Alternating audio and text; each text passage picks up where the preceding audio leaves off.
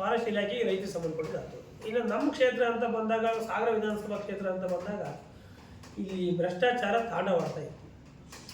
ಎಲ್ಲೋ ಒಂದು ಕಡೆ ಅಧಿಕಾರಿಗಳನ್ನ ವರ್ಗಾವಣೆಯಲ್ಲಿ ಅವರಿಗೆಲ್ಲ ರೇಟ್ ಫಿಕ್ಸಿಂಗ್ ಆಗಿರೋದ್ರಿಂದ ಪಾಪ ಅಧಿಕಾರಿಗಳು ಬಂದರೆ ಏನು ಮಾಡ್ತಾರೆ, ಅವ್ರು ಪಾಪ ಹಾಕಿರೋ ಬಂಡವಾಳ ತೆಗಿಬೇಕು ಅಂತೇಳಿ ಅದು 4 ವರ್ಷ ತೆಗಿಯೋಕ್ಕೆ ಜನರ ಹತ್ರ ವಸೂಲಿ ಮಾಡ್ತಾರೆ. ಅವ್ರು ತಪ್ಪು ಅಂತ ಹೇಳೋಕ್ಕಾಗಲ್ಲ. ಆದರೆ ಈಗಿನ ಅದನ್ನೆಲ್ಲ ಹೇಳಕ್ಕೆ ಹೋದರೆ ಕೆಲವರು ಪಾಪ ಹಿಂಗೆ ಆಗ್ತಾಯಿದೆ, ಭ್ರಷ್ಟಾಚಾರ ಆಗ್ತಾಯಿದೆ ಅಂತ ಹೇಳಿದರೆ ಈಗಿನ ಶಾಸಕರು ಮಾಜಿ ಸಚಿವರ ಮೇಲೆ ಹೇಳೋದು ಅಥವಾ ಬೇರೆ ಬೇರೆ ಪಕ್ಷದ ನಮ್ಮ BJP ಪಕ್ಷದ ಮುಖಂಡರ ಮೇಲೆ ಹೇಳೋದು, ಈ ರೀತಿಯ ಆರೋಪಗಳನ್ನ ಮಾಡ್ತಾರೆ. ತಾವು ಸರಿಯಾದ ರೀತಿಯಲ್ಲಿ ಆಡಳಿತ ಮಾಡಿದ್ರೆ ಯಾಕೆ ಆರೋಪ ಮಾಡ್ತಾರೆ? ಅಧಿಕಾರಿಗಳು ಕೋರ್ಟಿಗೆ ಹೋಗಿ ಸ್ಟೇ ತಂದು ಕೆಲಸ ಮಾಡೋಂಥದ್ದು ಏನು ಇರುತ್ತೆ? ಇವತ್ತು ನಮ್ಮ ಸಾಗರದಲ್ಲಿ ಎಷ್ಟು ಜನ ಕೋರ್ಟಿಗೆ ಹೋಗಿ ಸ್ಟೇ ತಂದು ಕೆಲಸ ಮಾಡ್ತಾ ಇದ್ದಾರೆ. ಹಾಗಾಗಿ ಎಲ್ಲೋ ಒಂದು ಕಡೆ ಈ ಬೇರೆ ಬೇರೆ ಈ ವರ್ಗಾವಣೆ ದಂಧೆಯಿಂದ ಅಧಿಕಾರಿಗಳು ಒಳ್ಳೆಯರು ಪ್ರಾಮಾಣಿಕವಾಗಿ ಕೆಲಸ ಮಾಡಿದಂಥ ಸ್ಥಿತಿ ನಿರ್ಮಾಣ ಆಯಿತು ಸಾಗರದಲ್ಲಿ.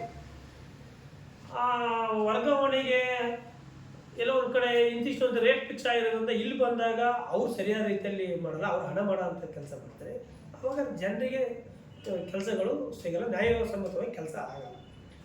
ಈಗ ಉದಾಹರಣೆ ನೋಡಿ, ನಮ್ಮ ಸಾಗರದಲ್ಲಿ ಸುಮಾರು 3-4 ತಿಂಗಳು ಆಯ್ತೇನೋ ಇಲ್ಲದೆ ಒಬ್ಬ ಇಂಜಿನಿಯರ್ ಒಳ್ಳೆಯರು, ಸಣ್ಣ ಇಂಜಿನಿಯರು, ಅವರು ಪಾಪ ಒಳ್ಳೆಯರಿದ್ದಾರೆ. ಆದರೆ ಅವ್ರಿಗೆ ಮಾಡೋಕ್ಕೆ ಬೇಕಾದಷ್ಟು ಕೆಲಸಗಳಿದ್ದಾವೆ. ಮತ್ತು ಪಂಚಾಯತ್ ರಾಜ್ ಆಗ್ತಲ್ಲಿ ಅವರಿಗೆ ಯಾವುದೇ ರೀತಿಯಲ್ಲಿ ಮಾಹಿತಿ ಇಲ್ಲ.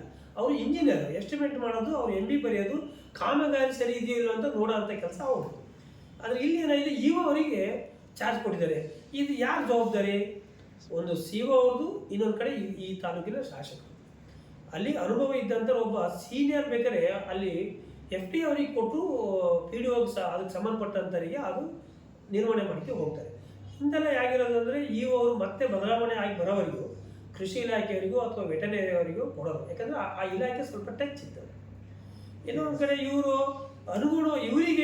ಇವ್ರು ಹೇಳಿದಂಗೆ ಕೈಗೊಂಬೆ ಆಗಿರ್ಬೇಕು ಅನ್ನೋ ಒಂದೇ ಕಾರಣಕ್ಕೋಸ್ಕರ ಇವ್ರಿಗೆ ಮನಸ್ಸಿಗೆ ಬಂದಂಗೆ ಚಾರ್ಜ್ ಕೊಡ್ತಾರೆ. ಇದು ನಾವು ಖಂಡಿಸ್ತೀವಿ. ಯಾಕಂದರೆ ಈಗ 35 ಪಂಚಾಯತಿಗಳು ಬರ್ತವೆ. ಗ್ರಾಮ ಪಂಚಾಯತಿಗಳಲ್ಲಿ ಸಣ್ಣ ಮಟ್ಟದಿಂದಲೂ ಜನರಿಗೆ ಕೆಲಸ ಆಗೋಂಥದ್ದು ಗ್ರಾಮ ಪಂಚಾಯತಿಗಳು. ಆ ದೃಷ್ಟಿಯಿಂದ ಅದಕ್ಕೆ ಅನುಭವ ಇದ್ದಂಥವ್ರನ್ನ ಹಾಕಬೇಕು. ನಾವು ಈ ಮುಖಾಂತರ ನಾವು CO ಅವರಿಗೆ DC ಅವರಿಗೆ ಏನು ಹೇಳೋದು ಅಂದರೆ, ತಕ್ಷಣ ಇನ್ನೊಂದು ತಿಂಗಳೊಳಗಡೆ ಸಾಗರಕ್ಕೆ ಕಾಯಂ EO ಅವರಿಗೆ ಹಾಕಿಕೊಟ್ಟಿಲ್ಲ ಅಂದರೆ ನಾವು ಜಿಲ್ಲಾ ಪಂಚಾಯತಿ CO ಆಫೀಸ್ ಎದುರುಗಡೆ ನಾವು ಪ್ರತಿಭಟನೆ ಮಾಡ್ತೀವಿ ನಾವು ಸಾಗರ ತಾಲೂಕಿನಿಂದ ಅಂತ ಈ ಮೂಲಕ ಅವರಿಗೆ ಎಚ್ಚರಿಕೆ ಕೊಡೋಕ್ಕೆ ಬಯಸ್ತೀವಿ. ಹಿಂದಿನ ಬಾರಿನೂ ಶಾಸಕರಾಗಿ 5 ವರ್ಷ ಆಲೋಚನೆ ಅವರು ಅಭಿವೃದ್ಧಿ ಮಾಡಿ ಸಾಕಷ್ಟು ಅಧಿಕಾರಿಗಳನ್ನು ಸಹ ಕಂಟ್ರೋಲ್ ಇಟ್ಟು ಎಲ್ಲ ರೀತಿಯಲ್ಲಿ ಯಾರಿಗೂ ಸಹ ಎಲ್ಲೂ ಸಹ ಯಾವ ಪಕ್ಷದವರಿಗೆ ತೊಂದರೆ ಆಗದ ರೀತಿಯಲ್ಲಿ ಅಭಿವೃದ್ಧಿ ಮಾಡ್ತಾ ಹೋಗಿದ್ರು. ಇಲ್ಲಿ ಏನಾಗಿದೆ, ಈಗಿನ ಶಾಸಕರು ಪಾಪ ಅವ್ರಿಗೆ ಚುನಾವಣೆ ಮಾಡ್ದಂತಾರೆ. ಚುನಾವಣೆ ಮಾಡಿ ಅವರ ಕೆಲವು ಲೋಪದೋಷಗಳನ್ನು ಸರಿಪಡಿಸ್ರಿ ಅಂತ ಹೇಳಿಕೊಡ್ಲೇ ಅವ್ರ ಮೇಲೆ ತಿರುಗಿ ಬೀಳೋದು. ಅವರೆಲ್ಲರೂ ಒಂದು ವೇಳೆ ಇವರ ವರ್ತನೆ ನೋಡಿ ಪಕ್ಷ ಬಿಟ್ಟು ಕೂಡಲೇ ಅವ್ರ ಮೇಲೆ ಇಲ್ಲೇ ಸಲ್ಲೋದು ಆರೋಪ ಮಾಡೋದು, ಕೇಸ್ ಹಾಕ್ಸೋದು, ಇಂಥವು ಇಡೀ ವಿಧಾನಸಭಾ ಕ್ಷೇತ್ರದಲ್ಲಿ ನಡೀತಾ ಇದ್ದಾವೆ. ಉದಾಹರಣೆ ಹಾಲ್ಗದ್ದೆ ಉಮೇಶ್ ಅಂತೇಳಿ ತಮಗೆಲ್ಲ ಗೊತ್ತಿರ್ಬೋದು, ಹೊಸನಗರದಲ್ಲಿ ಪಟ್ಟಣ ಪಂಚಾಯತಿ ಸದಸ್ಯರಾಗಿದ್ದರು. ಅವ್ರ ಪಾಪ ಇವರಿಗೆ ಹಣನೂ ಖರ್ಚು ಮಾಡಿ ಚುನಾವಣೆ ಮಾಡಿದರು. ಆದರೆ ಇವರ ಕೆಲವು ಅಕ್ರಮಗಳು, ಕೆಲವು ದಬ್ಬಾಳಿಕೆಗಳನ್ನು ಸಹಿಸಕ್ಕಾಗದೆ ಬೇಡ ಈ ರೀತಿಯೆಲ್ಲ ಮಾಡಬಾರ್ದು ಅಂತ ಹೇಳಿದ್ರೆ ಅವನು ಸರಿ ಇಲ್ಲ ಅಂತೇಳಿ ಅವನ್ನ ದೂರ ಬಂದರು. ಅವನು ಪಾಪ ಮೊನ್ನೆ MP ಎಲೆಕ್ಷನಲ್ಲಿ ಲೋಕಸಭಾ ಚುನಾವಣೆಯಲ್ಲಿ ಸೇರಿದ ಮೇಲೆ ಅವರ ಕಲ್ಪನೆಗೆ ಹೋಗಿ ಲೀಗಲ್ ಇರೋಂಥ ಕಲ್ಪನೆಗೆ ಹೋಗಿ ಅಧಿಕಾರಿಗಳಿಗೆ ಒತ್ತಡ ಹಾಕಿ ನಿಲ್ಲಿಸೋಂಥ ಕೆಲಸ ಮಾಡೋದು, ಕೆಲವು ಲಾರಿಗಳಿಗೆ ಕೇಸ್ ಹಾಕ್ತದೆ ಅಂತ ಹೇಳೋದು, ಮಣ್ಣು ಲಾರಿ ಮಣ್ಣೋಡಿಯರಿಗೆ, ಈ BJP ಪಕ್ಷದರಿಗೆ ಈ ರೀತಿಯ ದಬ್ಬಾಳಿಕೆ ಮಿತಿ ಮೀರಿಕೋಗಿತ್ತು. ಈ ಮಿತಿ ಮೀರಿದಕ್ಕೋಸ್ಕರ ಇನ್ನು ಮುಂದಿನ ದಿನಗಳಲ್ಲಿ ನಾವು ಅನಿವಾರ್ಯ ಅಧಿಕಾರಿಗಳ ವಿರುದ್ಧ ನಾವು ಪ್ರತಿಭಟನೆ ಮಾಡಬೇಕಾಗುತ್ತೆ. ಈ ರಾಜಕಾರಣಿಗಳು ಹೇಳಿದ್ರು, ಯಾರೋ ಶಾಸಕರು ಹೇಳಿದ್ರು, ಮತ್ತೊಬ್ಬರು ಯಾರೋ ಹೇಳಿದ್ರು ಅಂತ ಸುಮ್ಮನೆ ಲೀಗಲ್ ಇರೋಂಥ ತೊಂದರೆ ಕೊಡೋಕೆ ಹೋದರೆ ನಾವು ನಿಮಗೆ ಎಷ್ಟು ತಪ್ಪುಗಳಿದಾವೆ ಅಂತೇಳಿ ನಾವು ಸಹ ಕಂಡುಹಿಡಿದು ನಾವು ಹೋರಾಟ ಮಾಡಬೇಕಾಗುತ್ತೆ. ಅದನ್ನು ಈ ಮುಖಾಂತರ ಅವರಿಗೆ ನಾನು ಎಚ್ಚರಿಕೆ ಕೊಡ್ತಾ ಇದ್ದೀನಿ.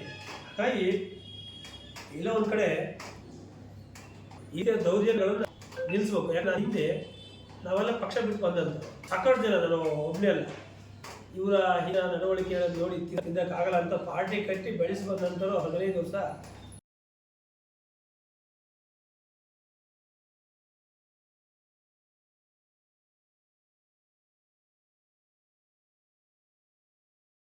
ಕೆಲವರಿಗೆ ಸುಳ್ಳು ಕೇಸ್ ಹಾಕ್ಸೋದು, ಈ ರೀತಿ ಅನೇಕ ದೌರ್ಜನ್ಯಗಳು ನಡೀತಾ ಇದೆ. ಹಾಗಾಗಿ ನಾವೇನು ಯಾರು ನಮ್ಮ ಪಕ್ಷದ ಕಾರ್ಯಕರ್ತರು ಹೆದರುವಂಥ ಅವಶ್ಯಕತೆ ಇಲ್ಲ. ನಾವು ಅವ್ರ ಬೆಂಬಲಕ್ಕೆ ಇದ್ದೇ ಇದ್ದೀವಿ. ನಮಗೆ ಸಂಸದರಿದ್ದಾರೆ, MLCಗಳಿದ್ದಾರೆ, ಮಾಜಿ ಸಚಿವರು ಹಾಲಪ್ಪನವರಿದ್ದಾರೆ. ಖಂಡಿತ ರಕ್ಷಣೆ ಕೊಟ್ಟೆ ಕೊಡು. ಆದರೆ ಇವ್ರದ್ದು ಎಲ್ಲಿವರೆಗೂ ನೋಡೋಣ ಮಿತಿ ಮೀರಿದ್ರಿಂದ ನಾವು ನೋಡ್ತಾ ಇದ್ದೀವಿ. ಮತ್ತೆ ಈ ಮುಂದಿನ ದಿನಗಳಲ್ಲಿ ಅತಿ ಆದಾಗ, ಈಗ ಮೊನ್ನೆ ಬಾಂಗ್ಲಾದೇಶದಲ್ಲಿ ಹೆಂಗಾಯಿತು, ಅತಿ ಆದಾಗ ಜನ ತಿರುಗಿದ್ರೆ ಹಂಗೆ ಆ ಮಟ್ಟಕ್ಕೆ ಹೋಗೋವರೆಗೆ ಮಾಡಬೇಡ್ರಿ. ಆದರೆ ನಿಮಗೆ ಏನು ಮಾಡಿದ್ರು ಸಾಗರ ವಿಧಾನಸಭಾ ಕ್ಷೇತ್ರದಲ್ಲಿ ಹೋದ್ರಲ್ಲಿ ಕಣ್ಣೀರು ಹಾಕಿದ್ರು. ಅಯ್ಯೋ ನನ್ನ ಹತ್ರ ದುಡ್ಡಿಲ್ಲ ಏನಿಲ್ಲ ನಾನು ಅಂತ. ಆದರೆ ಎಲ್ಲ ಒಂದು ಕಡೆ 10 ವರ್ಷ ಅಧಿಕಾರ ಮಾಡಿದ ಈ ರೀತಿ ಆಗಿದೆ ಅಂತೇಳಿ ಅನುಕಂಪ ಗಿಟ್ಟಿಸಿದ್ದು ಜನ ದುಡ್ಡು ಕೊಟ್ಟು ಓಟ್ ಹಾಕಿದ್ರು. ಚುನಾವಣೆ ಮಾಡಿದಲ್ಲ. ಹಾಗಾಗಿ ಇವರು ಜನ ಕೊಟ್ಟು ಖರ್ಚು ಮಾಡಿ ಪಾಪ ಜನ ಕೊಟ್ಟು ಚುನಾವಣೆ ಮಾಡಿದ್ದಾರೆ. ಆದರೆ ಈಗ ಜನರ ಮೇಲೆ ದೌರ್ಜನ್ಯ ಮಾಡ್ತಾ ಇದ್ದಾರೆ. ಜನರಿಂದ ಅಧಿಕಾರಿಗಳ ಮುಖಾಂತರ ದುಡ್ಡನ್ನ ವಸೂಲಿ ಮಾಡ್ತಾ ಇದ್ದಾರೆ ಇದೆ. ಮತ್ತೆ ನಾನು ಬಡವ, ನನ್ನ ಹತ್ರ ಇಲ್ಲ ಅಂತ ಈಗ ಹೇಳಿದ್ರೆ, ಇವಾಗ ನಿಮ್ಮ ಕೈ ಎಷ್ಟು ಲಕ್ಷ ರೂಪಾಯಿ ವಾಚ್ ಇದೆ, ಏನೇನು ಮಾಡ್ತಾ ಇದ್ದೀರಿ, ಎಷ್ಟು ಹಣ ಉಪಯೋಗಿಸ್ತಾ ಇದ್ದೀರಿ, ಯಾವ ರೀತಿ ಯಾರೇನು NRG ಕೆಲಸಕ್ಕೆ ಹೋಗಿದ್ರೆ, ಅಥವಾ ಇವಾಗ 10 ಲಕ್ಷ 20 ಲಕ್ಷ ಏನಾದ್ರು ಸಂಬಳ ಆಯ್ತಾ, ಅಥವಾ ಎಷ್ಟು ಎಕರೆ ಅಡಿಕೆ ತೋಟ ಇದೆ, ಎಷ್ಟು ಎಕರೆ ಶುಂಠಿ ಬೆಳೆದಾರೆ, ಏನು ಮಾಡಿದ್ದಾರೆ ಅಂತ ಎಲ್ಲದೂ ಕ್ಷೇತ್ರದ ಜನ ಗಮನಿಸ್ತಾ ಇದ್ದಾರೆ. ಆದರೆ ಕ್ಷೇತ್ರದ ಜನ ಎಲ್ಲೋ ಒಂದು ಕಡೆ ಯಾವುದೋ ದೃಷ್ಟಿಗೆ ನಾನು ಶಾಸಕರಿಗೆ ಎಚ್ಚರಿಕೆ ಕೊಡ್ತೀನಿ.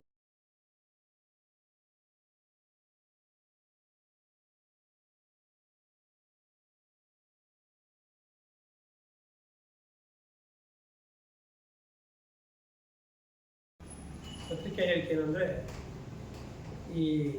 ನಮ್ಮ ಕಾಂಗ್ರೆಸ್ ಸರ್ಕಾರದ ಅರಣ್ಯ ಸಚಿವರೇ ಎಲ್ಲ ಕಡೆನೂ ತೆರವುಗೊಳಿಸ್ರಿ ಅಂತೇಳಿ ಪ್ರತಿದಿನ ಸ್ಟೇಟ್ಮೆಂಟ್ ಕೊಡ್ತಾ ಇದ್ದಾರೆ. ಇಡೀ ರಾಜ್ಯದಲ್ಲಿ ಅರಣ್ಯ ಒತ್ತುವರಿ ಆಗಿದೆ, ಅದನ್ನೆಲ್ಲ ತೆರವುಗೊಳಿಸ್ಬೇಕು ಅಂತ. ಆದರೆ ಇದೇ ಕಾಂಗ್ರೆಸ್ನವ್ರ ಹಿಂದೆ BJP ಸರ್ಕಾರ ಇರಬೇಕಾದ್ರೆ ಅಯ್ಯೋ ರೈತರಿಗೆ ಕಿರುಕುಳ ಕೊಡ್ತಿದ್ದಾರೆ ಅಧಿಕಾರಿಗಳು, ಸರ್ಕಾರ ಇದ್ರ ಬಗ್ಗೆ ಧ್ವನಿ ಎತ್ತಾ ಇಲ್ಲ ಅಂತೇಳಿ ಹೋರಾಟನೂ ಮಾಡಿದರು, ಪಾದಯಾತ್ರೆನೂ ಮಾಡಿದ್ರು, ಸಾಕಷ್ಟು ಕಡೆ ಹೋರಾಟಗಳು ನಡೆದಿದ್ದರು.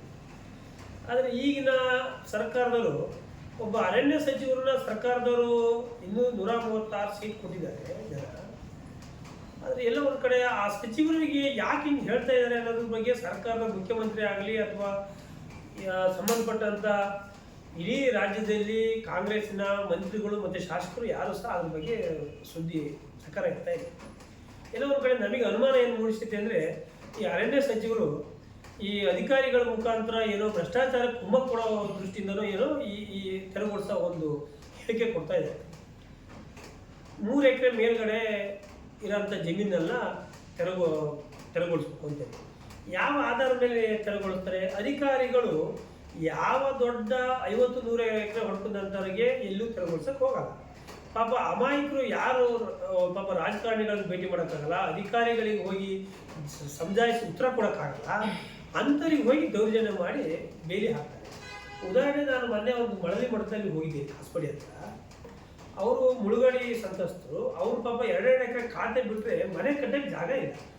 ಅವರು ಕಂದಾಯ ಭೂಮಿನ ಸುಮಾರು 50 ವರ್ಷದಿಂದ ಕಾಪಾಡ್ಕೊಂಡು 2 ಎಕರೆ ಬೇಲಿ ಹಾಕಿ ಇರ್ತಿದ್ರು. ಅವರು ಬೇಗ ನಮಗೆ ಜಾನುವಾರು ಮೇಯಕ್ಕೆ ಅಂತೇಳಿ ಅದನ್ನ ಮೊನ್ನೆ 2021-22ರಲ್ಲಿ ಡೀಮ್ಡ್ ಫಾರೆಸ್ಟ್ ಅಂತ ಮಾಡಿ ಹೋಗಿ ಮನೆ ಬಾಗಿಲಿಗೆ ಹೋಗಿ ಬೇಲಿ ಹಾಕಿ ಬಂದಿದ್ದಾರೆ. ಅವ್ರ ಪಾಪ ಯಾರನ್ನೂ ರಾಜಕೀಯ ಟಚ್ ಇಲ್ದಾರೆ, ಅಮಾಯಕ ರೈತರು, ಅಂಥವ್ರಿಗೆ ಹೋಗಿ ಬೇಲಿ ಮಾಡಿ ಬಂದರೆ ಮೂಳ್ತಂತಿ ಬೇಲಿನ. ಈ ರೀತಿ ಮನೆ ಇರುವಿಕೆಯಲ್ಲಿ ಒಬ್ಬ ಸಣ್ಣ 1 ಎಕರೆ ಸಾಗುವಳಿ ಮಾಡ್ಕೊಂಡು ಬಂದಂತ ಅವನು ಪಾಪ ಗಟ್ಟಿಯಾಗಿ ಮಾತಾಡೋದಂಥ ರೈತರು, ಅಂಥವ್ರಿಗೆ ಹೋಗಿ ಬೇಲಿ ಮಾಡಿದ್ರೆ ಬಿಟ್ಟರೆ ಯಾರು ರಾಜಕೀಯವಾಗಿ ಶಕ್ತಿ ಇತ್ತು, ಆರ್ಥಿಕವಾಗಿ ಶಕ್ತಿ ಇದ್ದಾರೆ ಅಂಥವ್ರದ್ದು ಎಲ್ಲೂ ಸಹ ಆಗಿಲ್ಲ. ಮತ್ತು ಇದನ್ನು ತೆರವುಗೊಳಿಸ್ಬೇಕಾದ್ರೆ ಒಂದು ಸರ್ಕಾರ ಒಂದು ಮಾನದಂಡ ಮಾಡಬೇಕು. ಈಗ ಇಂಥವರಿಗೆ ಅಂತೇಳಿ ಅವರು ಅದನ್ನು ಮಾಹಿತಿ ತಗೊಂಡು ಅಧಿಕಾರಿಗಳು ಫಾರೆಸ್ಟ್ ಇಲಾಖೆ ಮುಖಾಂತರ ಅದನ್ನು ಎಷ್ಟು ಎಕರೆ ಹೊಡೆದಿದ್ದಾರೆ, ಅವ್ರ ಕುಟುಂಬದ ಸದಸ್ಯರು ಎಷ್ಟಿದ್ದಾರೆ, ಆಮೇಲೆ ಎಷ್ಟು ವರ್ಷದಿಂದ ಮಾಡಿದ್ದಾರೆ ಅನ್ನೋದ್ರ ಮೇಲೆ ಆಧಾರದ ಮೇಲೆ ಅವರೇ ಸರ್ಕಾರನೇ ಗಮನ ಹರಿಸಿ ಇಂತಿಂಥ ಸರ್ವೆ ನಂಬರ್ಗೆ ಇಂತಿಷ್ಟು ಎಕರೆ ತೆರವುಗೊಳಿಸ್ಬೇಕು ಅಂತೇಳಿ ಆದೇಶ ಹೊರಡಿಸಿದರೆ ಅದನ್ನು ಅಧಿಕಾರಿಗಳಿಗೆ ಮಾಡಬೇಕು. ಇಲ್ಲಿ ಏನಾಗಿದೆ ಅಂದರೆ ಅಧಿಕಾರಿಗಳಿಗೆ ಹಣ ಮಾಡಿಕೊಡೋಕ್ಕೆ, ಫಾರೆಸ್ಟ್ ಇಲಾಖೆಯವರಿಗೆ ಹಣ ಮಾಡಿಕೊಡೋಕ್ಕೆ ಸೂಚನೆ ಕೊಟ್ಟಂಗೆ ಎಲ್ಲೋ ಒಂದು ಕಡೆ ಆಗಿದೆ. ಪಾಪ ಅಮಾಯಕರು ಏನು ಮಾಡ್ತಾರೆ ಅಂದರೆ, ಅಯ್ಯೋ ಟ್ರೆಂಚ್ ಹೊಡಿತೀರಿ, ಬೇಲಿ ಮಾಡ್ತಾರೆ ಅಂತ ಹೇಳಿ ಅವ್ರಿಗೆ ಯಾವುದೋ ವಾಮ ಮಾರ್ಗದಲ್ಲಿ ಪಾಪ ಅನಿವಾರ್ಯ ಅವ್ರು ಬದುಕಬೇಕು, ಬದುಕಿನ ಹಿತದೃಷ್ಟಿಯಿಂದ ಅಧಿಕಾರಿಗಳಿಗೆ ಕಾಡಿಬೇಡಿ, ಹಣದ ಆಮಿಷನೋ ಮತ್ತೊಂದು ಏನೇನೋ ಹೇಳಿ ಅಂತ ಹೇಳಿ ಸ್ವಲ್ಪ ಉಳಿಸಿದಂಥ ಕೆಲಸ ಆಗ್ತಾಯಿದೆ. ಆದರೂ ಸಹ ಕೆಲವು ಅಧಿಕಾರಿಗಳು ಹೇಳ್ತಾರೆ, ಕೆಲವು ರಾಜಕೀಯ ಒತ್ತಡದಿಂದ ತೆರವುಗೊಳಿಸ್ತಾರೆ. ಹೀಗೆ ಈ ರೀತಿಯಾಗಿ ರೈತರಿಗೆ ಭಾಳ ಕೆಲಸ ಆಗ್ತಾಯಿದೆ. ನಾನು ಹೇಳೋದು ಈ ಮುಖಾಂತರ ಒತ್ತಾಯ ಮಾಡೋದೇನು ಅಂದರೆ, ಈ ರಾಜ್ಯದಲ್ಲಿ ಸುಮಾರು 25% ಜನ ರೈತರು ಅರಣ್ಯದಲ್ಲಿ ವಾಸ ಇದೆ. ಆದರೆ ಸರ್ಕಾರ ದಿಢೀರ್ನ ಈ ರೀತಿ ಮಾಡ್ತಿರೋದು ರೈತರನ್ನ ಬ್ಲ್ಯಾಕ್ ಮೇಲ್ ಮಾಡೋಕ್ಕೋ ಅಥವಾ ರೈತರ ಹತ್ರ ವಾಮ ಮಾರ್ಗದಲ್ಲಿ ಹಣ ವಸೂಲಿ ಮಾಡೋದಕ್ಕೋ ಈ ರೀತಿಯ ಒಂದು ಪ್ಲಾನ್ ಮಾಡ್ದಂಗೆ ಇದೆ. ಹಾಗಾಗಿ ತಕ್ಷಣವೇ ಈ ಅರಣ್ಯ ಸಚಿವರನ್ನ ಈ ಸರ್ಕಾರದಿಂದ ಕೈ ಬಿಡಬೇಕು. ಒಂದು ವೇಳೆ ಆ ಸಚಿವರನ್ನ ಕೈ ಬಿಡೋಕ್ಕಾಗಲಿ ನೀವು ಅರಣ್ಯ ಖಾತೆನಾದ್ರು ಬದಲಾವಣೆ ಮಾಡಬೇಕು. ಮುಂದಿನ ದಿನಗಳಲ್ಲಿ ಇದೇ ರೀತಿಯ ಅರಣ್ಯ ಸಚಿವರು ಏನಾದ್ರು ಒಂದು ವೇಳೆ ಮುಂದುವರಿಸ್ರಿ ಅವ್ರ ಧೋರಣೆಯನ್ನ, ನಾವು ಇಲ್ಲಿಂದ ನಮ್ಮ ಪಕ್ಷದ ಸಂಸದರ ಹತ್ರ ಮತ್ತು ಪಕ್ಷದ ಪ್ರಮುಖರ ಹತ್ರ ಮತ್ತು ಈ ಕ್ಷೇತ್ರದ ಮಾಜಿ ಸಚಿವರು ಹಾಲಪ್ಪನವ್ರ ಹತ್ರ ಡಿಸ್ಕಷನ್ ಮಾಡಿ ನಾವೆಲ್ಲರೂ ಸೇರಿ ಪಕ್ಷಾತೀತವಾಗಿ ಇದನ್ನು ನಾವು ಇಲ್ಲಿಂದ ಬೆಂಗಳೂರವರೆಗೂ ಪಾದಯಾತ್ರೆ ಮಾಡಿ ಹೋರಾಟ ಮಾಡೋಕ್ಕೂ ನಾವು ಸಿದ್ಧವಾಗಿದ್ದೀವಿ. ಒಂದು ಕಡೆ ಈಗ ಹಿಂದೆ ಮುಳುಗಡೆ ಸಂತ್ರಸ್ತರು ಮತ್ತು ಅರಣ್ಯದಲ್ಲಿ ಇರೋಂಥ ರೈತರಿಗೂ ಸಹ ಸಾಕಷ್ಟು ಸರಿ ನಮ್ಮ ಹಿಂದಿನ ಶಾಸಕರಾಗಿದ್ದಾಗ ಹಾಲಪ್ಪನವರು ವಿಧಾನಸಭೆಯಲ್ಲಿ ಚರ್ಚೆ ಮಾಡಿದರು. ಅದಕ್ಕೆ ಹಕ್ಕು ಕೊಡಲೇಬೇಕು ಅಂತ ಹೇಳಿ ಮಾತಾಡಿದ್ರು. ಅದ ನಂತರ ಅವರು ಈ ಬಾರಿ ಸೋತರು. ಅದನ್ನು ಈ ಬಾರಿ ಹೋದಂತರೂ ಈ ರೈತರ ಬಗ್ಗೆ ಚಕಾರ ಎತ್ತದಂಥ ಸ್ಥಿತಿ ನಿರ್ಮಾಣ ಆಯಿತು. ಹಾಗಾಗಿ ಯಾವ ಕಾರಣಕ್ಕೂ ಈ ಅಧಿಕಾರಿಗಳಿಗೆ ಭ್ರಷ್ಟಾಚಾರಕ್ಕೆ, ಈ ಫಾರೆಸ್ಟ್ ಇಲಾಖೆಗೆ ಭ್ರಷ್ಟಾಚಾರಕ್ಕೆ ಕೆಲವರು ಕೂಡ ಕುಮ್ಮ ಕೊಟ್ಟಂಗೆ ಆಗಿದೆ. ಮುಂಚೆನೇ ಫಾರೆಸ್ಟ್ ಇಲಾಖೆಯವರು ಪಾಪ ಅಮಾಯಕ ರೈತರ ಮೇಲೆ ದೌರ್ಜನ್ಯ ಮಾಡ್ತಿದ್ರು. ಈಗ ಮತ್ತೊಂದಿಷ್ಟು ದೌರ್ಜನ್ಯ ಮಾಡೋಕ್ಕೆ ಸರ್ಕಾರನೇ ಅವರಿಗೆ ಪರ್ಮಿಷನ್ ಕೊಟ್ಟಂಗೆ ಆಗಿದೆ. ಇದನ್ನು ನಾವು ನಮ್ಮ ಪಕ್ಷದ ವತಿಯಿಂದ ನಾವು ಅದನ್ನು ಖಂಡಿಸ್ತೀವಿ.